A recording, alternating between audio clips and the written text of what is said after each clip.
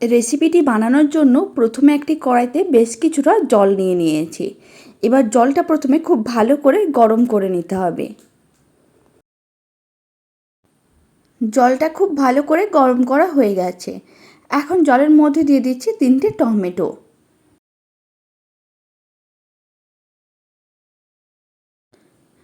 আর দিয়ে দিচ্ছি 3টে ডিম।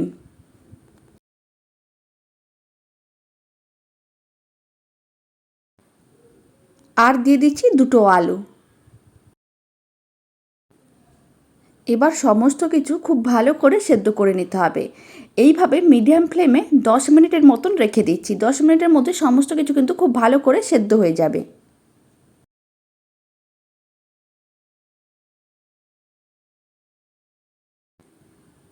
এখন আমি আপনাদের 10 মিনিট পরে দেখাচ্ছি।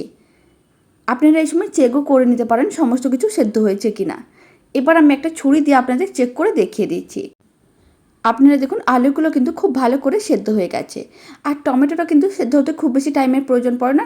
আলুটা যেহেতু সেদ্ধ হয়ে গেছে, টমেটো ডিমটাও সেদ্ধ হয়ে গেছে। এবার ফ্লেমটা অফ করে দিচ্ছি। এবার এইগুলোকে একটা প্লেটের মধ্যে নামিয়ে নিতে হবে। আর সমস্ত কিছু কিন্তু এইভাবে 5 মিনিটের মতন রেখে দিয়েছিলাম যাতে ঠান্ডা হয়ে যায়। এবার টমেটোগুলোকে একটা ছোট্ট বাটির মধ্যে নিয়ে নিচ্ছি। আর টমেটোর খোসাটা আমি আলাদা করে নিচ্ছি।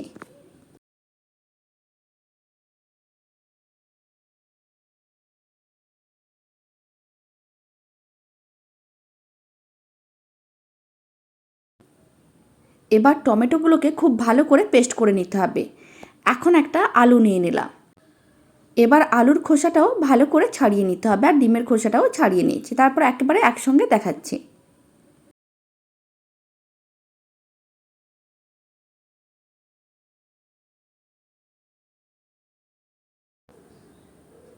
এখন একটা কড়াইকে গ্যাসের ওপর বসিয়ে দিয়েছি। কড়াইয়ের মধ্যে আমি বেশ কিছুটা সর্ষের তেল দিয়ে দিলাম। এখানে আমি প্রায় 4 চামচের মতন সর্ষের তেল দিচ্ছি। এবার তেলটা খুব ভালো করে গরম করে নিতে হবে। তেলটা খুব ভালো করে গরম করা হয়ে গেছে। এখন কড়াইয়ের মধ্যে দিয়ে দিলাম 2 চামচ পেঁয়াজ বাটা আর 1 চামচ আদা রসুন বাটা। এবার মশলাগুলোকে খুব ভালো করে একসঙ্গে মিশিয়ে নিতে হবে। তারপরে এইভাবে 2 মিনিটের মতন কন্টিনিউ নাড়াচাড়া করে মশলাগুলোকে একটু ভেজে নিতে হবে।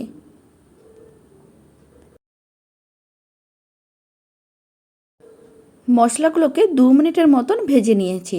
এখন এর মধ্যে দিয়ে দিলাম 4টে কাঁচা লঙ্কা, সামান্য পরিমাণ হলুদ গুঁড়ো, 1 চামচের 4 ভাগের 1 ভাগ, আর লঙ্কার গুঁড়ো দিয়ে দিচ্ছি 1 চামচের 3 ভাগের 1 ভাগ।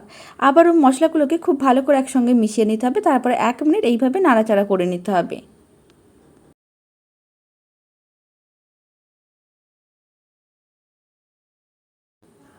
মশলাগুলোকে নাড়াচাড়া করে ভালো করে কষিয়ে নিয়েছি। এখন মশলার মধ্যে দিয়ে দিচ্ছি টমেটোর পিউরিটা। 3টে যে সেদ্ধ টমেটো রেখেছিলাম সেই টমেটোগুলোকে খুব ভালো করে পেস্ট করে নিয়েছিলাম, সেই মিশ্রণটা দিয়ে দিলাম।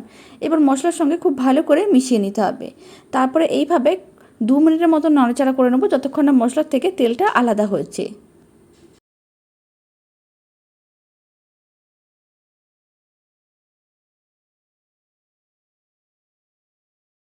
2 মিনিটের মতন মশলাগুলোকে ভালো করে কষিয়ে নিয়েছিলাম। মশলার থেকে কিন্তু তেল আলাদা হয়ে গেছে।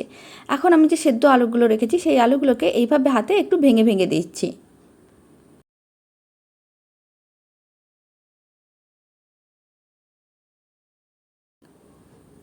এবার মশলাগুলোকে আলুর সঙ্গে খুব ভালো করে একসঙ্গে মিশিয়ে নিতে হবে।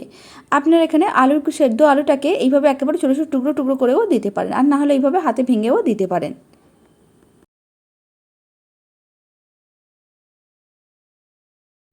সেদ্ধ আলুটা মেশানোর পরে এইভাবে হাই ফ্লেমে 1 মিনিটের মতন নাড়াচাড়া করে নিয়েছিলাম।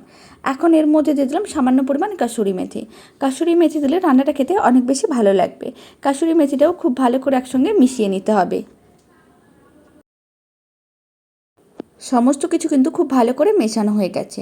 এখন আমি এর মধ্যে দিয়ে দিচ্ছি স্বাদ অনুযায়ী লবণ। এখানে আমি 1/2 চামচ লবণ দিয়ে দিলাম। লবণটাও খুব ভালো করে একসঙ্গে মিশিয়ে নিতে হবে।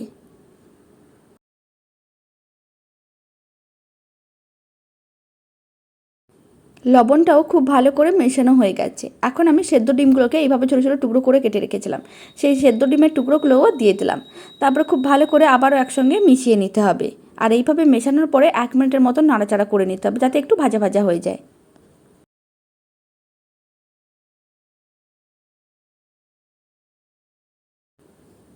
হাই ফ্লেমে 1 মিনিটের মতো নাড়াচাড়া করে নিয়েছি। এখন আমি এর মধ্যে দিয়ে দিচ্ছি সামান্য পরিমাণ গরম মশলার গুঁড়ো। গরম মশলার গুঁড়োটাও খুব ভালো করে একসঙ্গে মিশিয়ে নিতে হবে।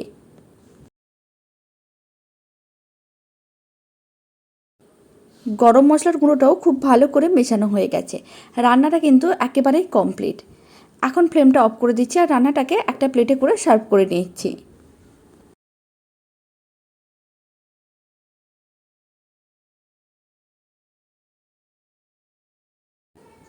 রেসিপিটা শেষ পর্যন্ত দেখার জন্য আপনাদের অসংখ্য ধন্যবাদ। আর এইভাবে একবার রেসিপিটা বাড়িতে বানিয়ে দেখতে পারেন। ভাত, রুটি, পরোটা যে কোনো সঙ্গে কিন্তু খুবই ভালো লাগবে খেতে। আর বাড়িতে বানালে কমেন্ট বক্সে জানাতে একেবারেই ভুলবেন না খেয়ে আপনাদের কেমন লাগলো। আর ভালো লাগলে চ্যানেলটি সাবস্ক্রাইব করে নেওয়ার অনুরোধ রইল। পাশে থাকা বেল আইকনটি প্রেস করে নেবেন নতুন রেসিপির আপডেট সবার আগে পাওয়ার জন্য। তো চলুন ভিডিওটা আমি এখানে শেষ করছি। আপনারা সবাই ভালো থাকবেন, সুস্থ থাকবেন। আপনাদের সঙ্গে আবার নতুন রেসিপি নিয়ে দেখা হচ্ছে।